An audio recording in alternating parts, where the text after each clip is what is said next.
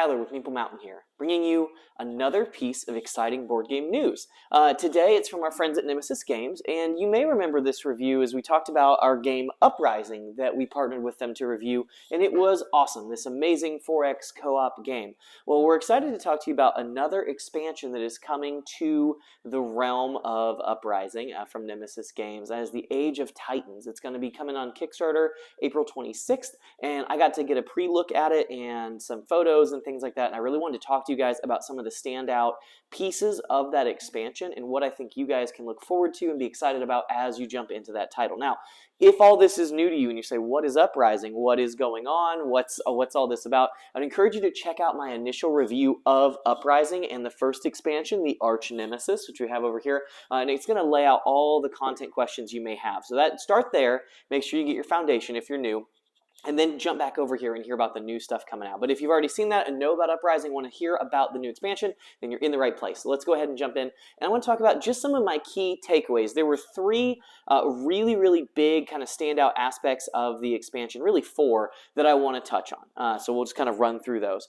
Again, operating under the assumption that you know about the base game. So the first thing that the team at Nemesis has really updated is the Druid cards. I'm going to have some images that will come up and you can kind of look through those, but you'll see that in the Druid cards, there are now full cover art on those pieces, which is really nice. So those little cards, there's a full cover art piece. It just pops. It looks a lot neater.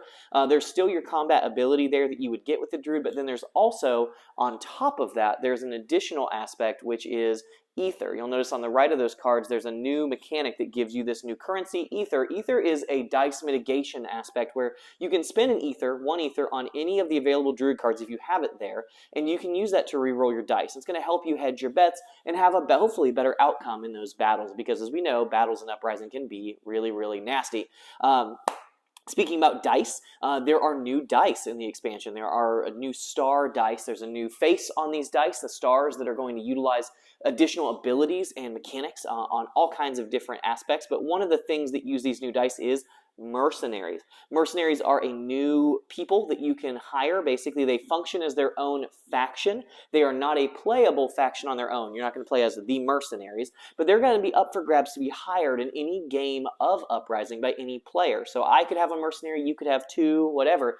They're going to have new abilities. They're going to use these new star dice that are really powerful, and again, they're going to be a different faction. And why am I saying that? What does that mean? Well, it means if the baddies, let's just say the Legion kills me, the Empire's Legion kills one of my units, one of your units, and a faction, a mercenary unit, they're going to score points for each of those as though they were different factions. So it's a little risk reward if you do get your mercenary out there and he gets killed, but their abilities are incredibly good and they're really cool, and using those new dice is super fun. So that's all good.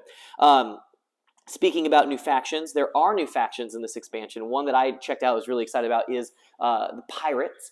They're going to have these ships.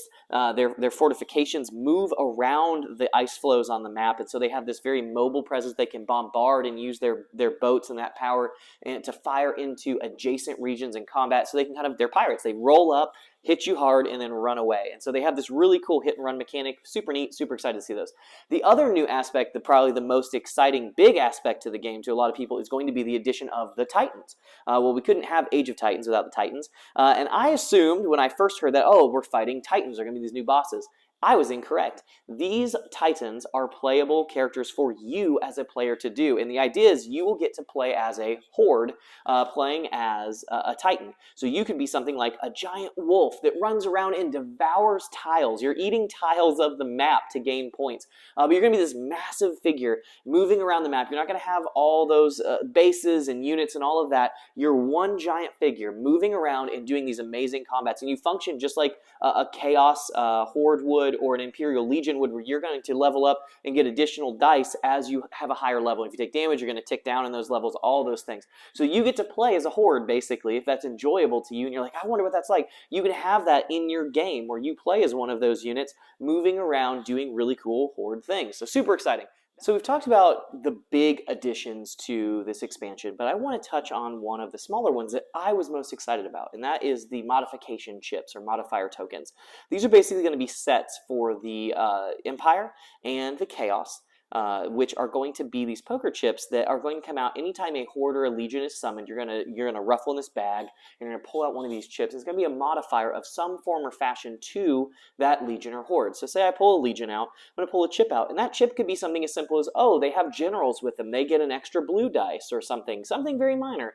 Or it could be a whole new ability that completely changes the way that that unit functions and plays. And to me, that's super exciting because one of the things I like about Uprising is just the layers of asymmetry, different factions, different map, different card structure for, how the turns are going to go, different quest structure. There's just layers of these things that are always going to be different, so you know that every time you sit down to this game, you are confident that this game of Uprising is going to be different than any that you've played before. So I think that these additional aspects, especially the modifier chips, where every time a legion or a horde comes up, you don't know exactly which version of that horde it's going to be. Oh, I got the Mage Slayer, but which way is it really going to play out? And that's really exciting to me. I think that's an amazing update. Anything that continues to add just those layers of replayability and asymmetry, I think, is just a huge bang for your buck as a gamer and something to get really excited about. So again, to recap, lots of cool stuff coming out in this expansion. I'm sure there's some tips and surprises and tricks still up their sleeve as we go through the campaign, which I'm really excited about, but you can trust that there will continue to be quality component content, from game trays to nice card finish, all of those things, everything, the acrylic standees, everything's going to look really nice, and it's going to play really nice too. You can be excited that there's new dice coming out. There's new factions to recruit or play as.